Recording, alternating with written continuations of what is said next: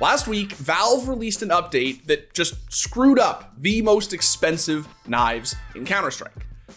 Or made them even sicker. Depends on who you ask.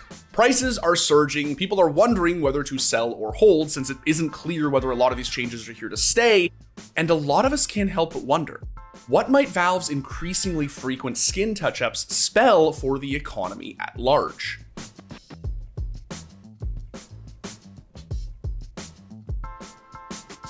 All right, so before we start sounding off about Phase 2's, friendly reminder that we have a Face It clan. Check out the link in the description below, pug with me and your friends and other members of our community, climb the leaderboards, win points, and buy cool stuff in the Face It shop, including skins. Okay, so if you're not like a super serious skin fiend and you haven't seen the changes in question, you're in for a treat. Last week, Valve released 2 updates that made huge inroads with regard to CS2's netcode being an absolute dumpster fire. But today, we're talking about a different part of those updates, tweaks to weapon finishes. Because by tweaks, they meant we turned the Phase 2 into something out of the Barbie movie. I'm serious, look at this. They turned the previously wine-colored with a splash of grape juice Phase 2 into a marbly neon hot pink stabby stab. Oh my god. Oh my god! What the fuck is that? Yo! It's just pink! It's literally just pink! It's just pink! Is this a ruby? No! This is Phase 2! It's literally just pink! Now, if you ask me, it looks f***ing sick. Huge buff for the Phase 2, especially the butterflies. And that's reflected in the price tag, which stonked pretty much as soon as the update went live. That said, I feel like most people agree that the Phase 2s now go insanely hard. What isn't abundantly clear is whether the change was fully intentional. Like, I get it. Valve literally said in the patch notes, we're making tweaks to weapon finishes, and if it was a bug, they probably would have reverted it by now, but I gotta say, this is like nothing we've ever seen before. Since CS2 went into beta, the community has been admiring, and in some cases expressing disappointment at, the changes that Source 2 has wrought upon literally every skin in the game. Some were well received. Others, not so much. But it's one thing to just brighten up a previously dark finish.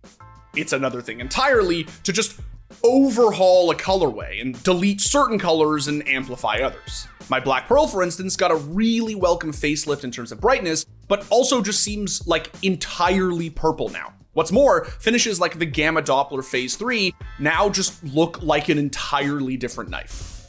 What? Is that real? Chad, is this real? This was so dark before. Bro, this used to be like dark green.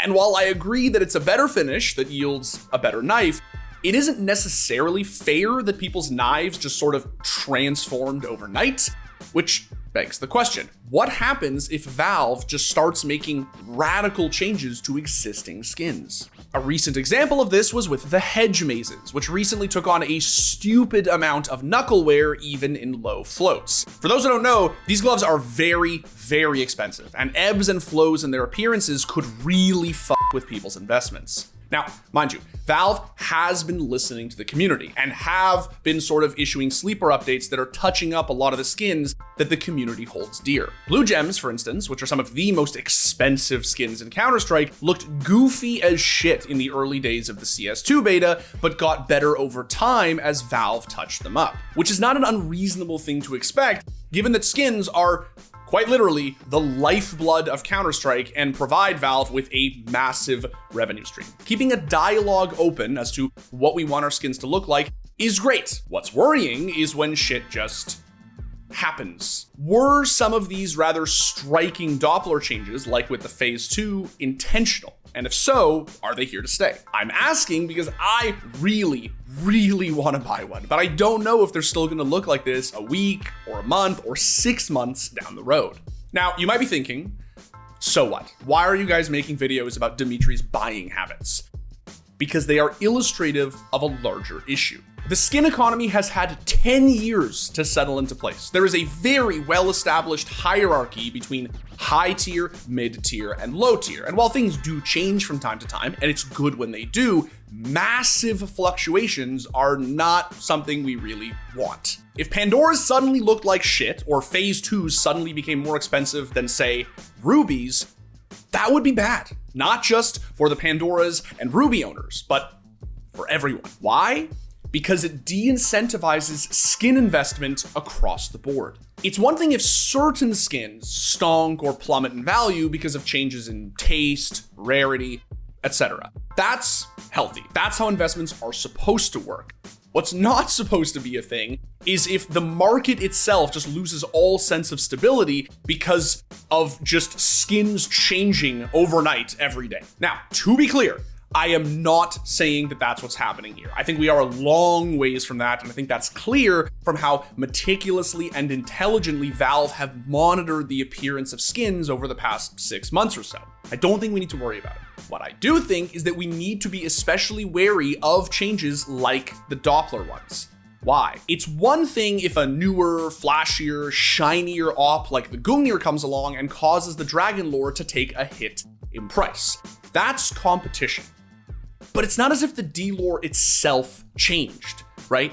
Like, it's still the same skin. What you bought is what you have. The P2, on the other hand, just morphed into an entirely new skin. One that arguably looks better than Fade, or a Black Pearl, or even a Ruby. And I would say that that is not, in a word, and I use this word in a market-oriented sense, fair. It is not fair if skins start and keep changing en masse overnight into entirely different skins. That's gonna spook people, and it's gonna make them less likely to invest thousands or tens of thousands of dollars into Counter-Strike cosmetics. Long term, that hurts your investments. All of them, even the ones that weren't subject to change.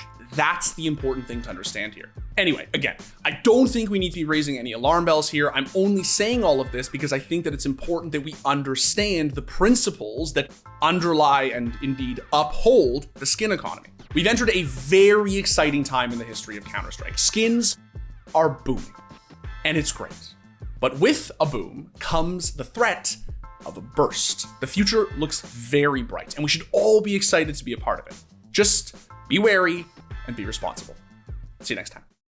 Thanks for watching. If you want more content like this, hit the sub button and ring the notification bell. For unique bite-sized videos you won't find anywhere else, hit us up on our Twitter, Instagram, Facebook, and TikTok.